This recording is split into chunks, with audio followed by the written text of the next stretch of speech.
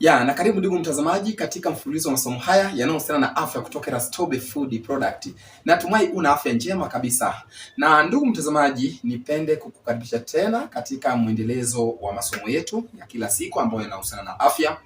Na ndugu mtazamaji, kwa siku ya leo nataka nikuelekeze vitu ambavyo au mimea ambavyo vina uwezo mkubwa wa kusafisha kizazi cha mwanamke na ikawa vizuri kabisa. Labda mimba iliwahi kuharibika ama uzazi haujakaa vizuri na ungependa kusafisha kizazi chako, kwa sababu kusafisha kizazi ni umuhimu mkubwa sana na kuwezesha mzunguko wa damu kwenda vizuri katika mwili wako pamoja na uzazi, na pia inaondoa uchafu na kukupa uhakika wa kupata ujauzito kwa 100%. Leo nataka nikuelekeze mimea ambayo ina nguvu kama 6 hivi katika kusafisha kizazi chako na hatimaye utakaa vizuri. Isipokuwa ni vizuri kwanza ukapima mfumo wako wa uzazi, ukajua kwamba uchafuzi huo umetokana na kitu gani.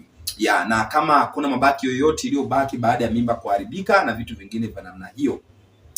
Hivyo basi fuatana nami ili nikuelekeze hizi mimea kama 6 hivi na ujue namna ya kuvitumia na kuvichanganya ili uweze kusafisha kizazi chako vizuri kabisa.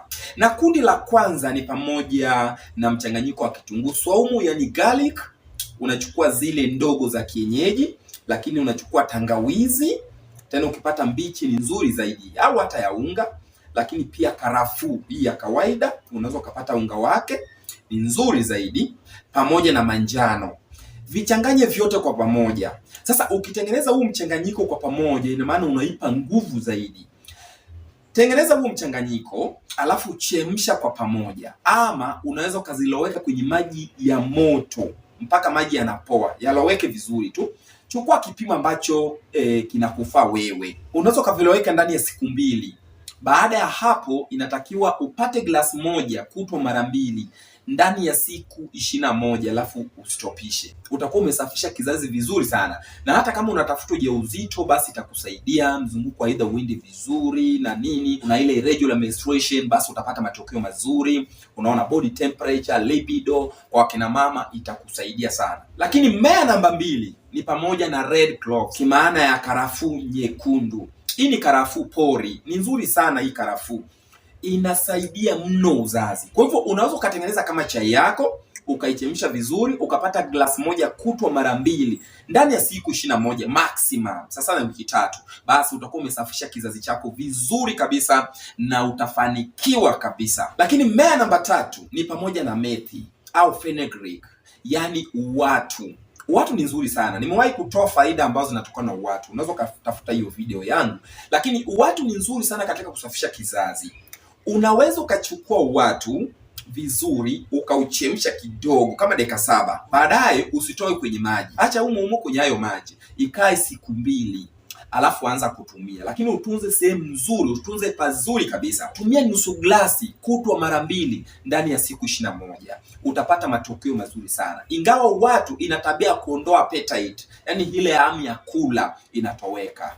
Hiyo ndio tabia ya watu, lakini itakusaidia kusafisha kizazi chako na utapata matokeo mazuri. Na mmea mwingine ni dandelion. Dandelion kama inavyoonekana. Dandelion ni nzuri sana, na bahati nzuri inapatikana Rastobe Food Product pamoja na red cloves, kimaana ya karafuu nyekundu, pia inapatikana Rastobe Food Product. Kwa hiyo kama utazihitaji basi tuwasiliane. Dandelion mbali na kusaidia ini na figo na kusafisha kibofu cha mkojo, pia inasaidia sana katika kusafisha kizazi. Ukapata chai yake asubuhi na jioni, yani glasi moja ndani ya siku 21, utapata matokeo mazuri sana. Na mmea mwingine pamoja na moringa ama mlonge tunaita. Mlonge majani yake yanatumika kama mboga za majani, na mmea huu inapenda sana sehemu za joto zaidi. Inamea na inakuwa vizuri sana. Mlonge ni dawa tangia mizizi hadi mbegu zake, inafanya vizuri sana. Magome yake au mizizi inaweza ikasaidia tatizo la nguvu za kiume ukitumia pamoja na asali na ukiweka na watu. Mtu akitumia ndani ya miezi 3 anaweza kupata matokeo mazuri sana. Unaona? Na akapona kabisa tatizo la ukosefu wa nguvu za kiume. Kwa upande wa kina mama, ukitumia moringa ama mlonge, unaweza kutumia majani yake. Ni nzuri sana. Usitumie mbegu, tumia majani yake. Majani yake inafaa vibaya mno, hata mbegu zake pia ni nzuri kwa wenye sukari, pressure.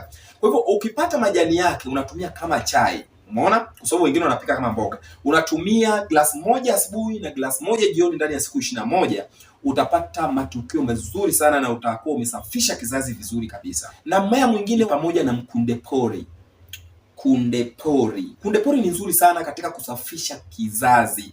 Ukichanganya na mziwaziwa utapata matokeo mazuri vibaya mno. Ama unaweza kutumia mizizi ya kunde pori peke yake, unachemsha, unapata glasi moja asubuhi na jioni ndani ya siku 21. Matokeo ni dhahiri, utakuwa umesafisha kizazi vizuri kabisa, na pia utashika ujauzito vizuri kabisa, na Mungu atatukuzwa. Na kwa siku ya leo, ndugu mtazamaji, sina la ziada. Nilikuwa nakuelekeza mimea kama 5 ambazo hufanya vizuri sana katika kusafisha kizazi cha mwanamke. Uchagua mmea mojawapo utumie. Usisahau kusubscribe, kushare na comment ili watu wengine nao waweze kupata elimu hii. Asanteni na tukutane katika video nyingine. Bye bye.